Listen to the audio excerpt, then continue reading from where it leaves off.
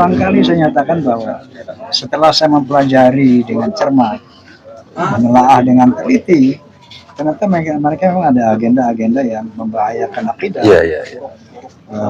Dengan pelajaran-pelajaran khurafat, bahkan kemusyrikan yang mereka tunjukkan itu luar biasa, ini bahaya sekali buat umat.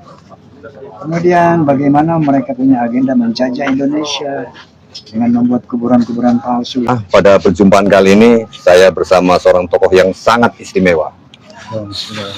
Allahumma sholli alaihi. Seorang yang sangat istimewa yang membuat saya terkesima dalam pertemuan saya pertama kali ini. Dulu jujur saya di usia 17 tahun, Pak Haji. Saya pernah mendapatkan foto Bang Haji bersama keluarga. Ya, di tahun 92 ketika saya masih SMA. Ketika itu saya katakanlah tokohan sama teman-teman. Waktu itu kan pakainya PO Box ya. Teman saya ngirim surat ke Bang Haji, nggak dapat surat balasan sampai berbulan-bulan. Kemudian saya bilang, kalau saya insya Allah sebulan saya dapat balasan. Nah, dia cerita, kalau kamu bisa dapat balasan, kamu saya traktir seminggu nyonglok. Waktu di pesantren itu. Kemudian saya bikin surat, tapi amplopnya panjang begini. Jadi dalam waktu sekitar 3 minggu saya dapat balasan karena mungkin amplopnya aneh kan, panjang, aneh dari yang lainnya. Terus saya dikasih fotonya, kemudian fotonya nggak saya bawa kayak gitu. Masih utuh fotonya, yang ditandatangani oleh Bang Haji. Dan alhamdulillah pertemuan kali ini betul-betul membuat saya terkesima, Bang Haji. Pertemuan yang membuat saya terkesima, ya, dengan seorang yang selalu menjadi bujangan, ya, sampai stres dan karena melihat banyaknya perjudian dan mirasan tiket. Tetapi di usianya yang luar biasa sudah berisi, beliau tetap penasaran dengan hal-hal yang terjadi di sekelilingnya. Sampai kemudian tokoh kita ini mengikrarkan diri, mewakafkan usia dan karirnya untuk perjuangan Wali Songo Indonesia Laskar Sabilillah. Beri tepuk tangan seluruh untuk Bapak istimewa kita.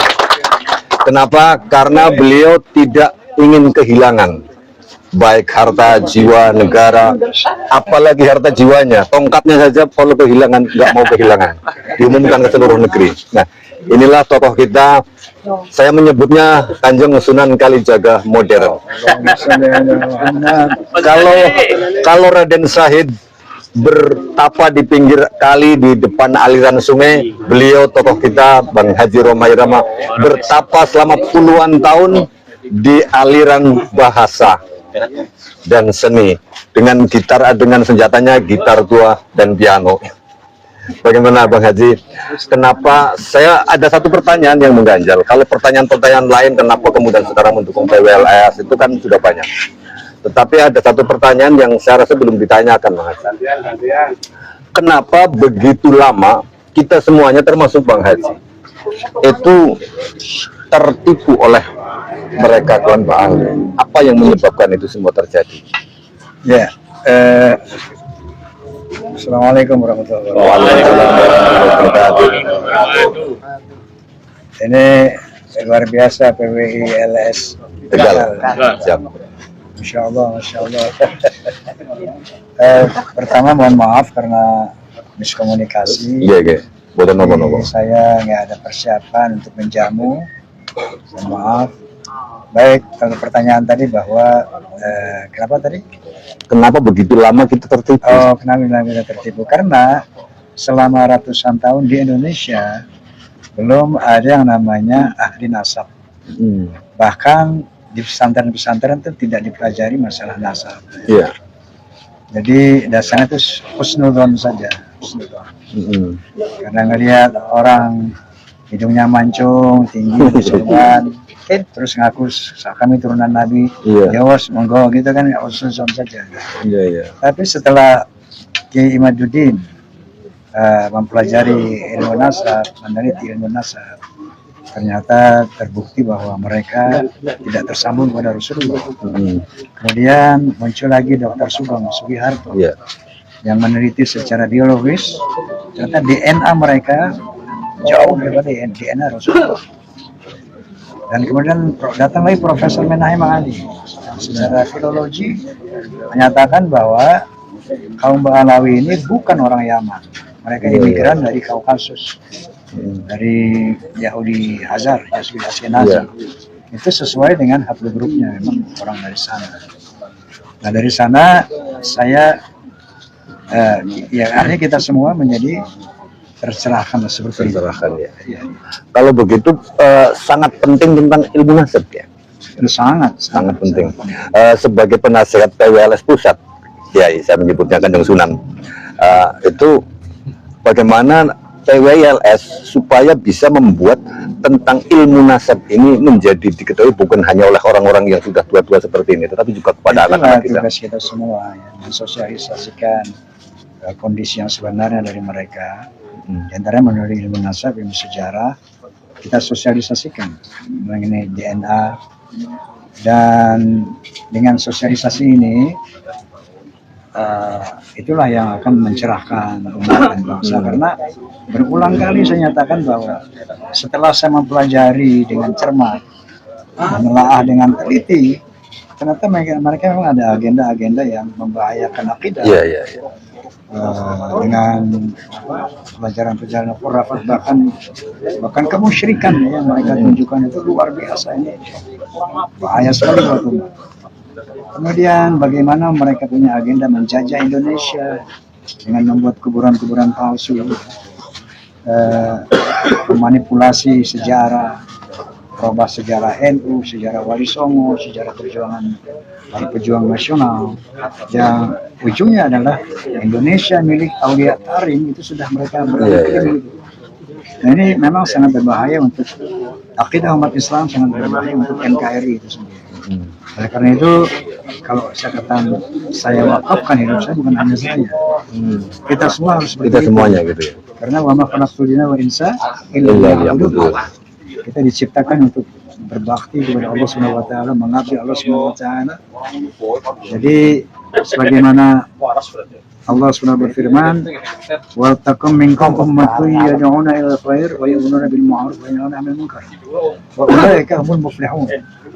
Hendaklah ada di antara kalian umat Islam yang dengan sungguh-sungguh menyerukan kepada kebaikan, menyerukan kepada yang ma'ruf dan mencegah kemungkaran. Inilah mereka lah orang-orang yang beruntung. Jadi PWLS satu-satunya organisasi yang betul-betul dengan serius dan ilmiah ya, dan dengan dalil-dalil, satu-satunya organisasi yang bisa melawan gerakan Ba'alawi ini. Sebagaimana Sayyidina Ali radhiyallahu anhu karramallahu wajhah menyatakan al-haqqu bila nizam yuqlibul batil bin nizam, bahwa kebenaran yang tidak terorganisir akan dikalahkan oleh kebatilan yang terorganisir.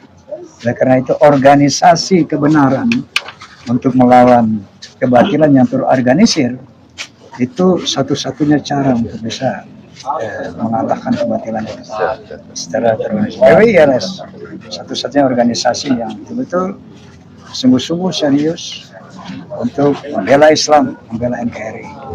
Berikan satu pesan untuk semuanya yang ada di sini dari PWS Tegal. Baik, bahwa kita hidup ini sebagaimana saya katakan tadi, tujuannya hanya mengabdi kepada Allah Subhanahu wa taala. Dan Islam itu umat terbaik yang dilahirkan oleh Allah Subhanahu wa taala, yang diciptakan oleh Subhanahu wa taala. Kenapa? Karena punya konsep itu. Kuntum khairu ummatin ukhrijat lin-nas ta'muruna bil ma'ruf wa tanhauna 'anil munkar wa tu'minuna billah. Nah inilah Islam. Kalau kita dinyatakan oleh Allah Subhanahu wa taala sebagai umat yang terbaik karena faktor-faktor itu, kita beriman, kita punya tugas menegakkan amar ma'ruf, punya tugas mencegah kemungkaran, itulah umat yang terbaik ya. Jadi tugas kita dalam rangka mengabdi kepada Allah Subhanahu wa taala dan mengabdi kepada bangsa dan negara ini Masya Allah, PWI sudah betul-betul, saya salut sama Gus Abbas sebagai pendiri. Hormat kita kepada Kiai Haji Imaduddin, kepada para kiai, para misalnya Kiai Marzuki Mustaman, Kiai Alawi, banyak lagi siapa Nur Ihya, Kiai Nur Ihya. Kepada antum semuanya, ini masya Allah Siap. mujahid Amin, fisabilillah. amin. Fisabilillah. Amin. Insya Allah Allah ma'ana. Insya Allah. Amin, amin, amin. Terima kasih. Terima kasih. Matur nuwun. Matur nuwun. Allahumma shalli ala Muhammad. Allahumma shalli. Ini ada majalah Ifata mengupas tentang PWL Kasabilillah, dan satunya ini mengupas tentang kejahatan Habib terhadap wanita pribumi. Mohon diterima. Ini diedarkan dijual. Dia dijual. Ya. Jadi coba teman-teman miliki ini buku buat Ya. teman-teman kita. Insya Allah sebagai penguat keyakinan kita tentang kebatilan Bang Alawi. Ini redaksinya Jakarta. Ya. Redaksinya Jakarta.